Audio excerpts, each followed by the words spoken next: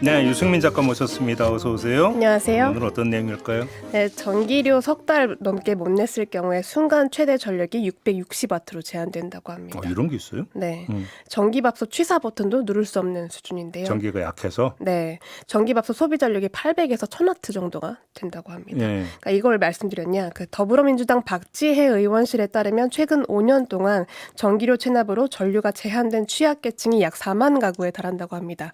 이게 한 해 이제 8천 가구 정도가 평균이 나오는 건데요. 아니 근데 이게 이제 취약계층 같은 경우 에너지 바우처 지급되잖아요. 네. 근데 이걸로도 안 돼요? 그게 그 에너지 바우처는 공공의 지원이기 때문에 이걸로 체납 금액을 해결을 할 수는 없다고 합니다. 현행 제도상. 그렇기 예. 때문에 한계가 있는 건데 예. 그러니까 결국은 이 가구들은 에너지 바우처를 받고도 난방기기 사용은 엄두도 못 내고 있는 상황인 거죠. 예. 그러니까 가령 뭐 온풍기가 2-3천 와트 정도고요.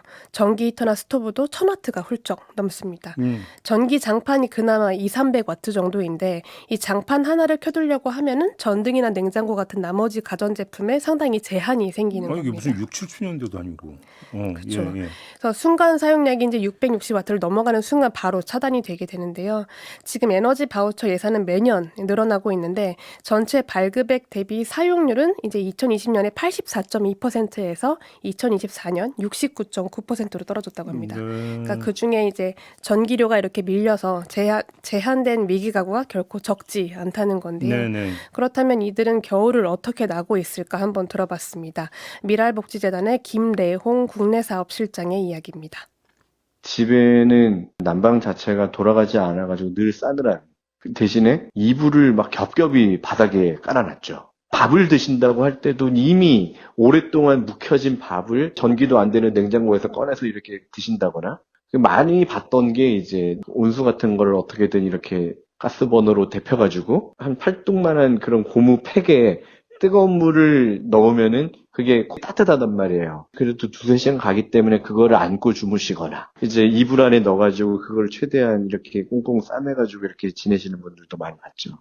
아유, 근데 이거 갖고는 안 되는 거잖아요. 그렇죠. 예. 근데 주로 이렇게 사용료가 체납이 돼서 전기에 제한을 받는 가구를 보면은 주로 1인 가구, 노인 가구가 많고요. 네. 주거지도 다세대 주택, 반지하 그리고 노후 주택이 많다고 합니다.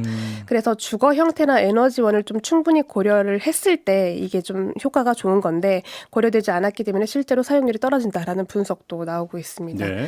이렇게 미랄복지재단 같은 민간 단체에서 이런 좀 근본적인 원인을 해결해 보고자 개보수를 좀 시행을 하기도 했었는데요. 지원을 했었는데 또 예상치 못한 문제가 발생하기도 했다고 합니다. 들어보시죠.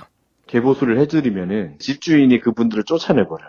그러니까 집이 개선이 되니까 더 비싼 값에 낼 수 있고 그분은 그 값을 감당할 만한 금전적인 그 여유가 없고 에너지 바우처 제도는 실제적으로 그런 임대주택 같은 분들한테는 정말 큰 도움이 되고 근데 노후주택에 거주하시는 분들에 있어서는 조금 한계가 있죠. 이래도 문제, 저래도 문제네요. 이러면. 그러니까 바우처 예산을 늘리는 건 좋은데 지금처럼 단기적으로 현금이나 현물을 늘리는 방식보다는 이제 주거 환경이라든가 난방 효율을 조금 더 개선을 같이 하는 방향으로 전환이 필요하다라는 건데요. 특히 이런 구조에서 사각지대에 놓이기 쉬운 게 바로 아동의 주거권입니다. 주로 결정권자가 양육자이다 보니까 어른이 추위를 버텨야 하는 상황이면 아이도 같이 참아야 하는 그런 상황이 반복이 되는 건데요. 네. 이 복지사들이 가장 반복적으로 목격하고 가장 안타까워하는 사례 중에 하나가 이제 온 가족이 집 한 채를 두고도 방 한 칸에서 모든 걸 다 해결하고 생활하는 그런 경우가 상당히 많다고 합니다.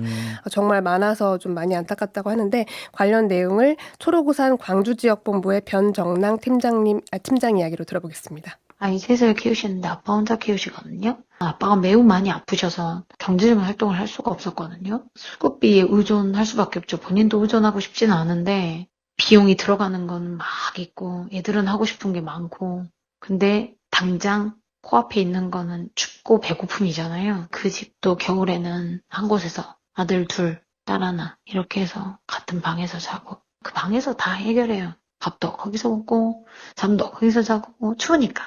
모든 에너지를 절약하는 거죠. 움직임에 동선까지. 네. 네, 그러니까 이런 경우는 이제 보일러를 1시간, 2시간만 켰다가 바로 끈다거나 아니면 한 방에 모여서 온열기만 켜두고 이제 밤새 그 추위를 버티는 건데요. 그러다 보니까 화재 위험성도 좀 배제를 할 수 없는 상황입니다. 네네. 그러니까 올해 같은 경우에 에너지 바우처 관련 예산이 5천억을 넘어가고 있는데 이 취약계층이나 사각지대에 놓인 사람들에게도 촘촘하게 좀 가닿으려면 지금보다는 다각도로 더욱더 촘촘하게 설계할 필요가 있다라는 지적이 나오고 있습니다. 우리 사회는 아직도 이렇게 어두운 곳이 참 많습니다. 네. 그죠? 네. 그거 하나가 좀 이제 난방 문제가 지금 제기가 된 거네요. 알겠습니다. 잘 들었어요. 수고하셨습니다. 맞습니다. 네, 유승민 작가였습니다.